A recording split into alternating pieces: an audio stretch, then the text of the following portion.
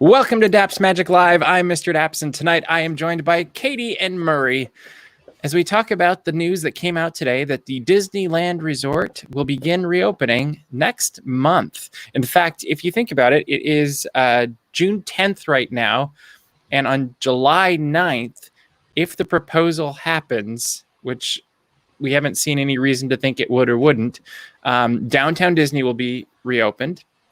Then on July 17th, we will see the reopening of Disneyland and Disney California Adventure. And then on the 23rd, if I got this right off the top of my head, we will see the reopening of Disney's Grand Californian Hotel, Resort and Spa, I should get it right, and then also the Paradise Pier Hotel. And welcome to all of you that are hopping on the chat over there. Feel free to join in the conversation, and we will incorporate it. We're glad you're here.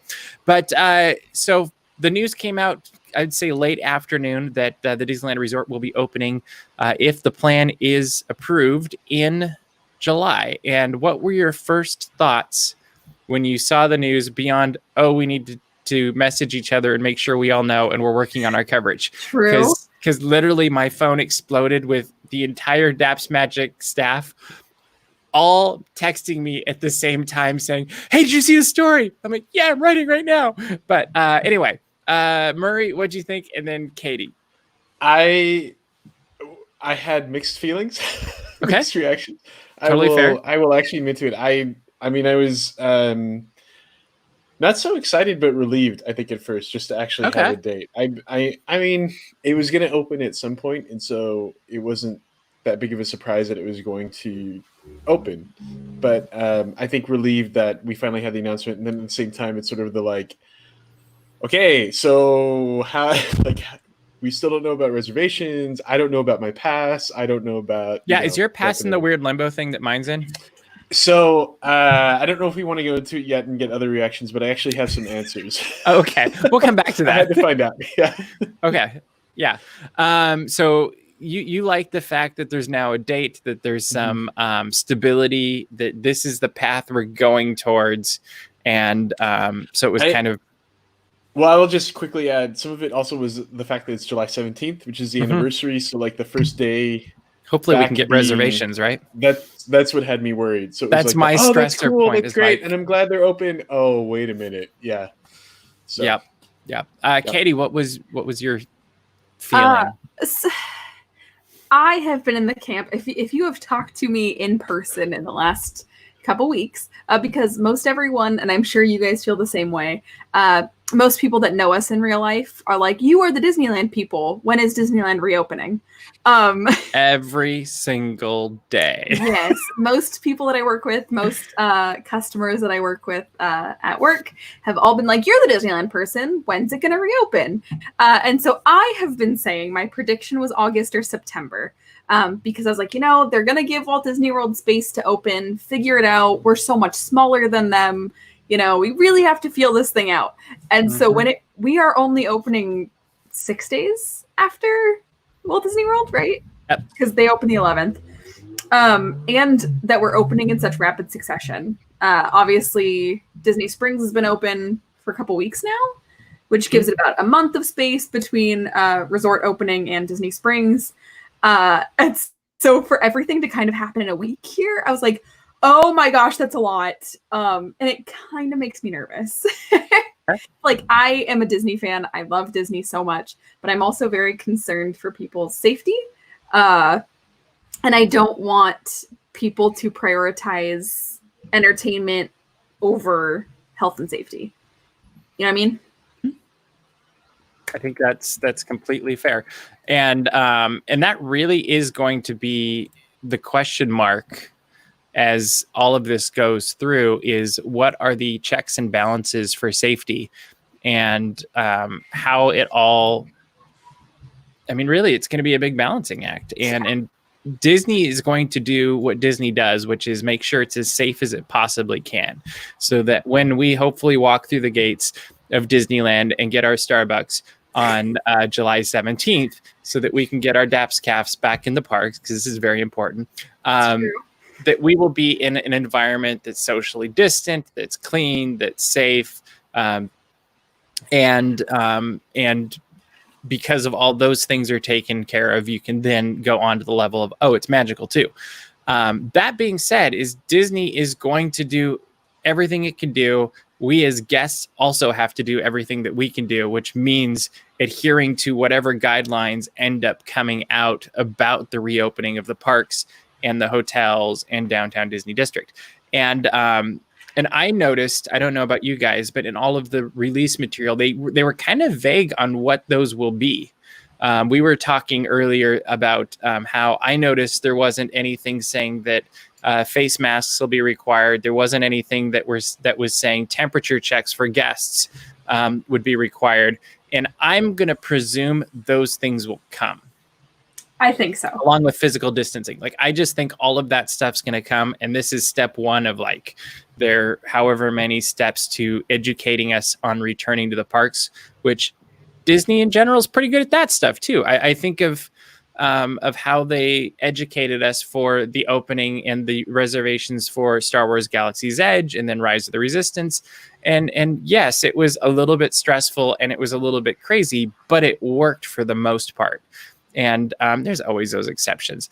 But I, for one, to answer my own question, when I saw it, I kind of went, oh, okay, that makes sense. I was predicting actually the last probably week or so that it would be a few.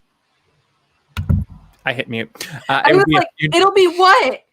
I did it intentionally. I was actually predicting it was going to be a few days earlier than this, but as I've been thinking about it, I'm wondering if they had the capability and actually the safety plan in place that they could have opened it earlier, but they thought it would be more appropriate and more magical to actually wait a few days and open it on the 17th instead of like the 12th or something. And because in my head, I was thinking, just from a logic standpoint, I'm like, well, Disneyland and Walt Disney World closed, what, a day apart? And it seems to me 3. It was super close. Yeah, it was. Yeah. But like they were within a couple of days. And so it seemed to me that they should be able to reopen in a similar fashion. And mainly that was just going from the logic of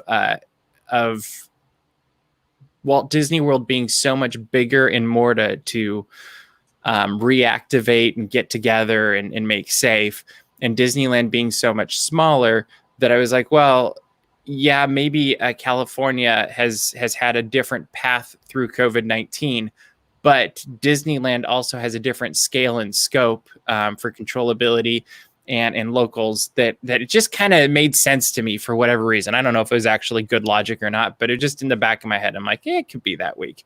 And so I kind of was kind of like, oh yeah, that makes sense. Like, I mean, we've talked other dates earlier and later over the course of the last, 3 months now. But It's been 3 months. It's weird. But it'll be really interesting to see how it goes. We got a good thought right here, question that I'm going to pop into. Angela's asking, I wonder if there will be annual pass holder soft opening. Wishful thinking. I know this is very wishful thinking. Let's go around the screen. Ladies first, I guess. Katie, will there be an annual pass holder soft opening? I'm a lady. I think there will be. If we're following suit of Universal, and I believe Shanghai did it as well. Shanghai did soft openings. I'm not sure who the audience was for them. They're for cast members. And assuming that they're going to follow, I think there would be annual pass holder soft openings. Okay. I think there would also be cast member soft openings just to kind of help work out. Test it all. Yeah. Okay. Murray? I think cast member soft openings. I actually don't think annual pass holder soft openings. And also based on... there's too many of us. True. Well, I actually think that's one of the things. And then I don't think Disney World has said if there will be or not. And so I think... But even still, there's a lot of soft openings that happen in Disney World, and we haven't had a soft opening for anything at Disneyland for annual pass holders for a few years. Quite some time. So that is true. But I think it was pointing out to me, as I was talking to someone earlier, that cast member soft openings are a little bit easier to like figure out some logistics of stores and restaurants, etc., than than us annual pass holders. I mean, let's face it. Yeah, I will admit, yeah, it's probably better than a lot of us annual pass holders to be there to test all that. So, well, and thinking about what I said, they said in the release that they are limiting the people that can come to Disneyland Resort as people that already have pre-purchased tickets, or people that have annual passes, which kind of narrows the pool a decent amount. So I feel like the opening really will be a lot of pass holders. On the flip side of that, though, I read that too, and I could see that going two different ways, because they are probably in the process of fixing reservations just like they are in Florida. And if you did notice, it did say on the Disneyland website that the Disneyland Hotel reopening date will be announced at a later date. So that's a lot of people that are suddenly, they're having to either rebook or return or figure out what they're doing with all these people, all these tickets, whatever. I could actually see they've just put a hold on this, and come July 1st or something, we see tickets on sale again. Sure. Just because on the flip side of this, and this is where the big unknown is going to be, and I don't actually have a huge prediction on this, is we don't actually know that every day is going to be packed when the park reopens. And I think if you just were on social media this afternoon, since the announcement, you can see there are a lot of people that you're like, you're not going to be in the park. There's a lot of people that are just don't think it's safe. And I will admit, I have thoughts that kind of go both ways. And I kind of think if we didn't have a forum where we were trying to get coverage for and share the story, I don't know if I would actually show up. But that is a driving thing in our lives that we really do take it seriously, that we try to promote the actual story in a right down the middle line. We're not going to sensationalize it, but we're also not going to trivialize it. And I think it's probably one of the biggest stories of the year. And so that wouldn't be good Disney journalism to skip it. On the flip side, you got to do it safe. And so if I had a pre-existing condition, or I dealt with some of these high risk things, I wouldn't want to be anywhere near it. In fact, anybody that's on the team, if they're even remotely compromised, I don't want any of my team or family or anybody like that in that kind of a position. And I have a feeling there's lots more people like me that are going to struggle through the next month going, is this a good idea? Is it not a good idea? As we're already seeing everywhere. And so I don't know if it'll be full every day. I think the first couple days absolutely are going to be full. I think they're going to be packed. Whatever packed is for their capacity. Yes. But what about a weekend? Like, you look at what's going on. We've got Rafi, I hope I'm saying it right, talking about in Universal in Orlando, the first day, or the annual pass actually previews, were ridiculously full. And then the first couple hours were really busy to get in. And then our friends over at Mouse Steps, they went back in the early afternoon and they were able to just walk in. There was no, and I noticed a similar trend with Disney Springs, where it was super busy that first day with the 6-hour line. And I think maybe that went a day or two. And then now you look at it and you see, yeah, there's some people showing up, but most of the pictures, it's just real trickle of people walking through Disney Springs. What do you guys think? Do you think it's going to be, is it going to be a surge and then a back off, or is it just going to be because we're in the middle of a ton of fans really busy, or what do you think?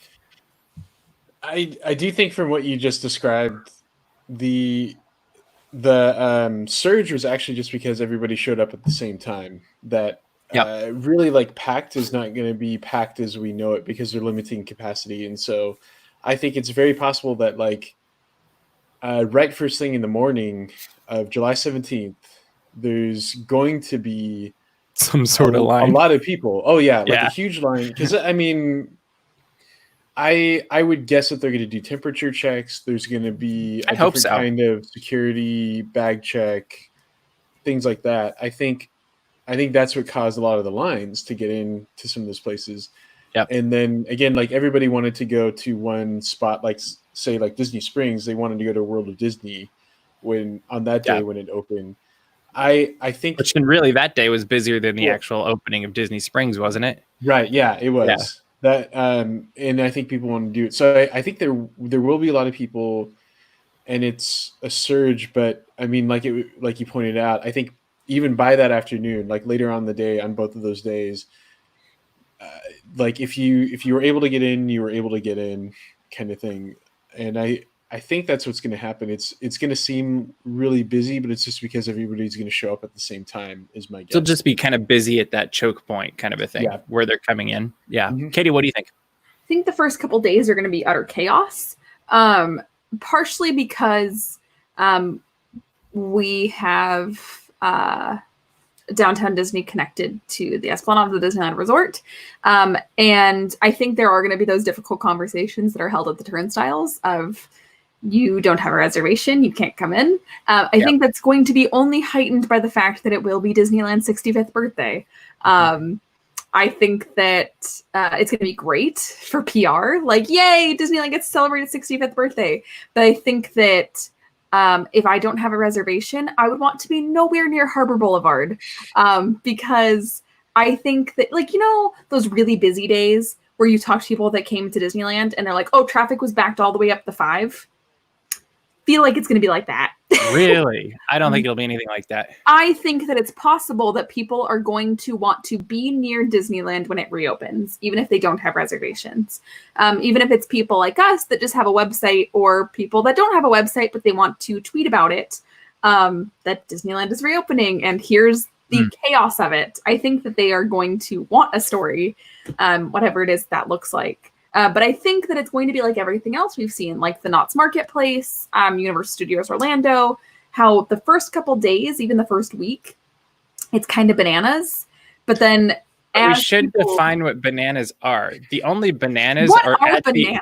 It's at the entrance. Like, because once you're in, you're fine. Yes. And I actually, that's why I don't think Harbor is going to be bad at all. I think it's going to be slow getting into the parking lots, because they're going to have to probably do the every other parking spot thing that they're doing everywhere else. Mm-hmm. And I think at whatever their screening point or health checkpoint is going to be bananas. I agree with you on both of those. I don't think we're going to see a long parking lot down Harbor onto the 5, because I just think there's enough people that are not comfortable with opening it this soon. I mean, we were talking at one point, not we, but the Universal media was talking about one point, you know, there was that thing of like, oh, the parks aren't going to open until 2021. And I think there's a level of comfort in that. And it's not necessarily, it's not necessarily right or wrong, but when you push it off that far, you're like, oh, well, there will be a solution to this problem by then. And so, I don't know. I mean, you could be totally right. I think there's enough people that are uncomfortable with everything that it's just going to weed out a lot of people. I mean, and I think a lot of people are going to be telling a lot of people not to go. I mean, I had people texting me today that are dear friends of mine that think I'm absolutely insane because I'm not up in arms that Disney decided to reopen on the 17th. And I will admit there's a concern, but on the flip side, they have information I don't have. And Bob Iger, through the years, and even if you go in and read his book, he's shown over and over again how much he cares about people. I'll never forget the last Disney Legends Award, just how every person who got a Disney Legend or ceremony during that ceremony was thanking Bob Iger for something that he personally did that was above and beyond, that was a personal connection, not just they threw money at him, he didn't staff things out. He literally, went the extra mile as a person, as a father, as that kind of person. And I feel like we've seen similar things with Josh D'Amaro. And I think Bob Chapek's a great guy too. And really the book, Bob Iger's book really kind of opened my eyes up to Bob Chapek as well, because he was the guy that Bob Iger called with the alligator incident in Walt Disney World. And Bob Chapek was the guy that went and was, on the ground to represent Bob Iger. And that to me was the first moment where I was like, I actually think this guy's the next CEO, just because of how much trust he engendered from Bob Iger. So we got a question in the chat, and we should probably hit a couple of these. I'm scrolling back up. What are we going to do or what are they going to do for the rides, and what are we going to do on first? I think you're going to see people cleaning like crazy. You'll see socially distanced attraction queues, and you're also going to see virtual queues probably. You guys have any predictions on that? I think some kind of virtual queue. I don't know if it could be for every ride. I agree. I don't know if they could really clean through them, but Jenny, who I know was just on Geeks Corner last night, had an observation recently of that they could, on some of the smaller rides, like cycle through all the vehicles. So have everyone go through and then hold everyone and start cleaning. And I realized that actually isn't a bad way of doing it, that as you're cleaning, you could cycle more people through. Like you just hold them for a little bit and then start doing it. Or do like a 2 and 2 kind of thing. I don't know.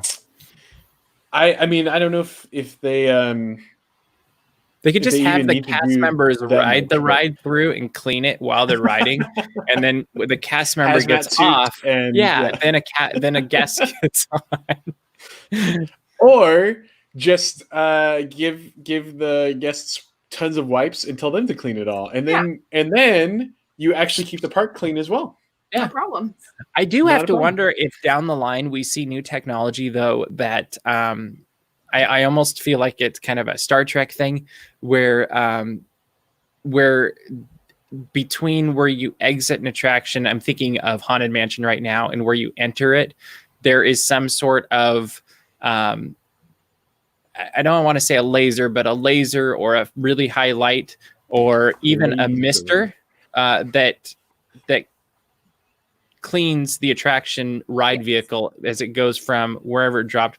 Like you could put a mister with some sort of safe cleaner that could do that, or I don't know what the technology is, but I feel like it's doable and it's there. Jake the Disney asks, what do you think for Disney? Any updates like parades, new shows, or food places? What we do know for sure is there will be no parades, there will be no fireworks, there will be no Fantasmic or World of Color when the parks return. We also know there will be no character meet and greets. I do think on the flip side, you'll see cavalcades, you'll see character, what do you think? Experiences? Is that a good thing to call it? Like maybe you'll see them on a balcony or something? Yeah, I think that they'll find new ways to do things. Like I think they'll have characters but at a distance. Kind of what we're seeing at Universal Studios Orlando right now is that there are characters and they're actually really awesome, and it kind of is an experience where more guests can see them, but they are easily on a platform like 20 feet away. You can't even get close to them. And I think the most interesting thing to me is going to be entertainment. Like how do we do cavalcades? How do we do, I'm thinking like the Straw Hatters. Do they do like moving performances? Just put them on the roof. Put them on the roof. Just in a way that they can protect the performers, especially with things like they've said, yelling and all that stuff is not super good for the spread. But I think it'll be super interesting to see how they can provide the first-class Disney experience while also keeping everybody safe. Well, and the thing to remember this too is we're having limited capacity when we go back. So let's assume they do something like Shanghai did, and we have 8,000 to 12,000 people at Disneyland on the reopening day. That's a ridiculously small number of people. And you spread them out around the park. Some people are not going to be into entertainment at all. Like when you think of the grand scope of things, how many people watch a parade versus everything else that's going on? Like they can put them on attractions. And so they might not have, with some of these smaller entertainment things, they may not have the same appeal that a big flashy parade or fireworks would have. And so people might kind of do the thing that you sometimes see with these these smaller entertainment groups where they like it and they walk by and they're like, oh, that was fun. I mean, Straw Hatters, when they're on Main Street versus in a kind of a corner, most people walk by and maybe like 10, 12 people actually stop and listen to the full set. And so we might see more stuff like that. I don't know. Like I will say it was just a very funny visual. I understand what you meant now.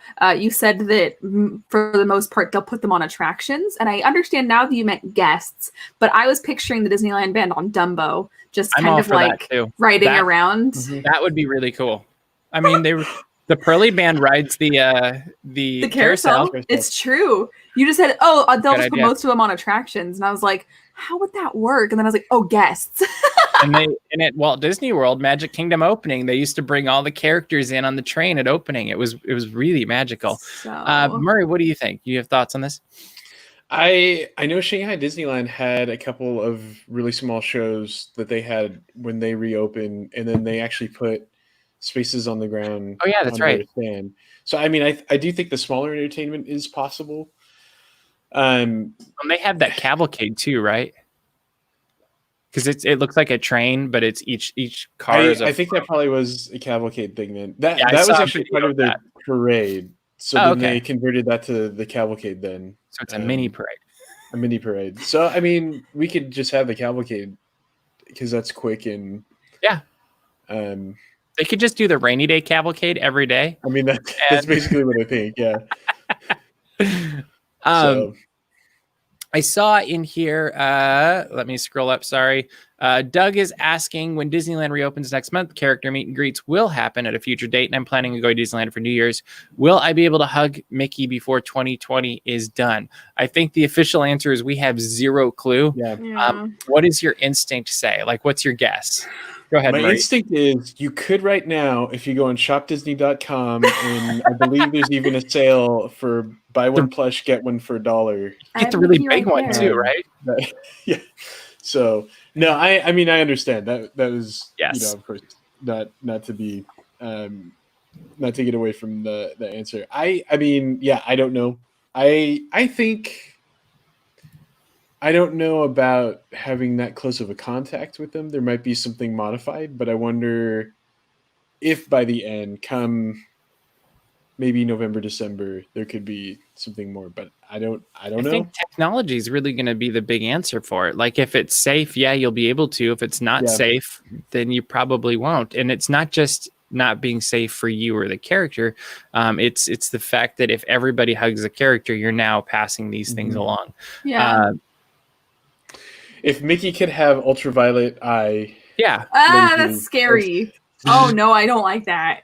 That'd be a good cartoon. That'd be a really good short. Yeah, my instinct is also no, which makes me really sad.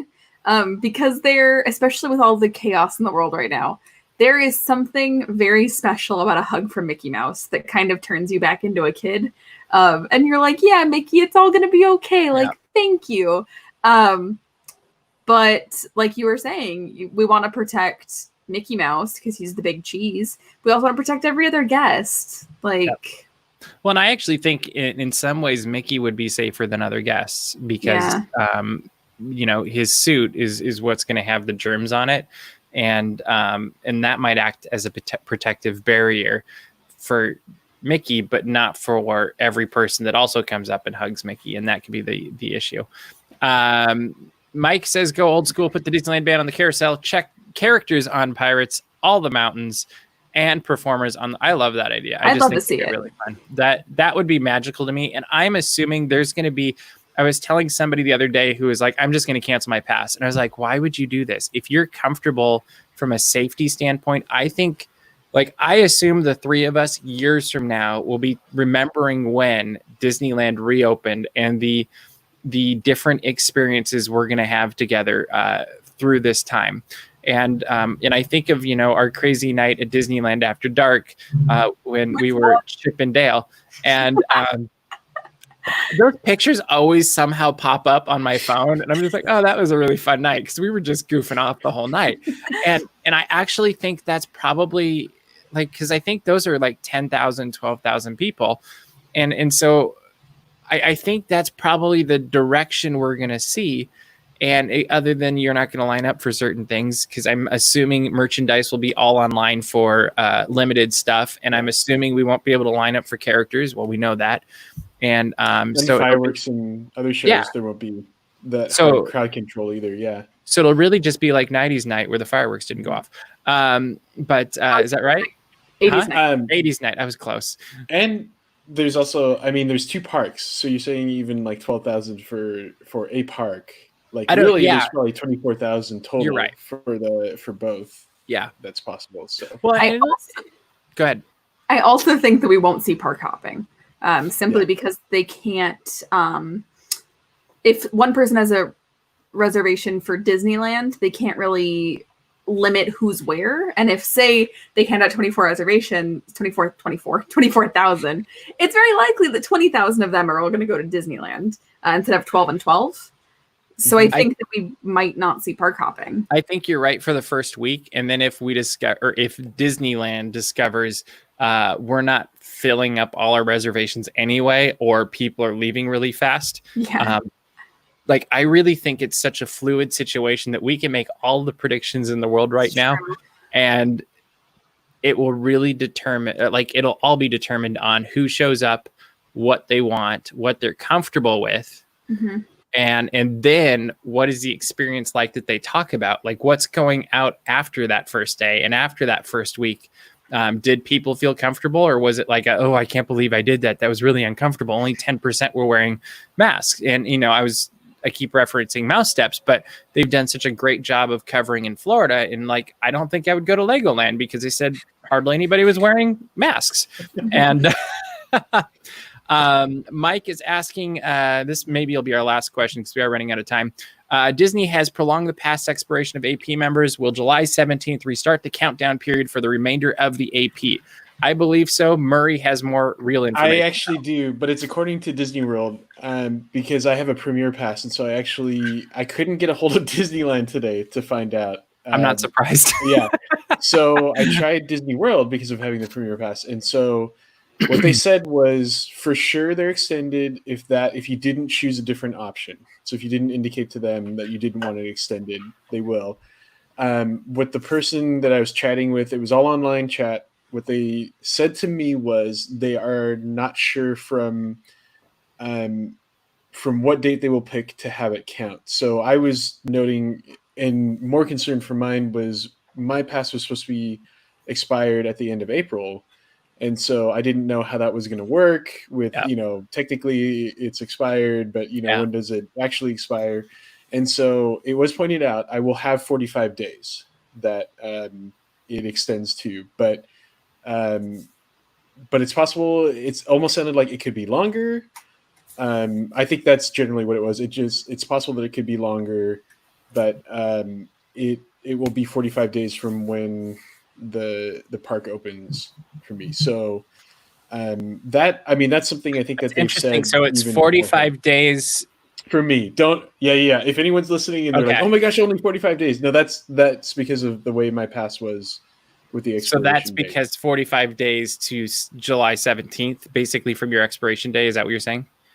Or starting, mine being Premier might be even more tricky because of when Disney World opens and whatnot. Sure. I'm hoping they pick July 17th for me. And I might be able to argue with them and say, oh, Disneyland opened July 17th. Well, it'd be 45 days from there.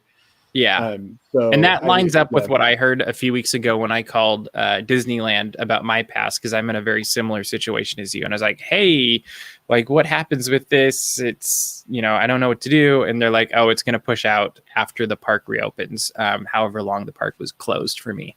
And how many days I missed out on. The thing I don't know is I believe in Shanghai Disneyland, they were not counting the reservation days against your pass. And if they end up doing that domestically, that could actually change things a lot as well. And I actually think that would be a very goodwill thing for Disney to do, because I think all three of us purchased the passes that would give us unlimited days. And so I just think that would be a very nice thing for them to do. For those of us, that's because basically we're getting a flex pass for the foreseeable future until it all works out. But we are running out of time for tonight. Thank you, too, for hopping on with me last minute. We never know when the news is going to break, but we do try to cover it when it does. You can guarantee that we will be covering the reopening one way or another on July 17th. It may be us sitting on these screens reading tweets and showing tweets in the I've covered things like that before when we haven't been able to be at something. But you can guarantee we'll be giving full coverage of the reopening of the Disneyland Resort and Walt Disney World as well as we can. So make sure to subscribe to DAPS Magic and also to this YouTube channel so that you don't miss any of it. Murray, I'm assuming you've got at some point another retro video game coming up. And what are you doing next? It will still be Disney Infinity. Okay. There's actually, I've been going through, I have some theme park toy boxes, and so I will still be going into another one. I think you should do this after quarantine is over. I think you should just keep it going. I'm actually running out. This actually, I'm very thankful. All of the retro games that I have that are theme park related will, I think, last now. That's actually what I was most concerned with Disneyland opening is, will I get through everything? The answer is yes. Okay. Everyone at home, you'll be glad to know I will get through all the retro theme park video games that I have. Awesome. So there you go. I'm glad to hear that. And then you can see Katie and me on Geeks Corner with, I don't know who we're going to add this week. We'll probably have Jenny back and we'll see who else is on the show. Who knows? Maybe we'll twist Murray's arm too. But we will be on Geeks Corner at Tuesday night, Pacific time, 9:30 p.m., right on this channel, or you can go to DAPS Magic, click on the Geeks Corner link, and find us that way as well. And then we've got some other videos going up throughout the week. We've got an old Tiki Room video that I will have up later this week from 2008 that I didn't realize, like, it's the same thing, but it sounds way better to me. I don't know. Also, we have a Disney Reporter on Saturday covering the top Disney and geek headlines of the week. And we usually...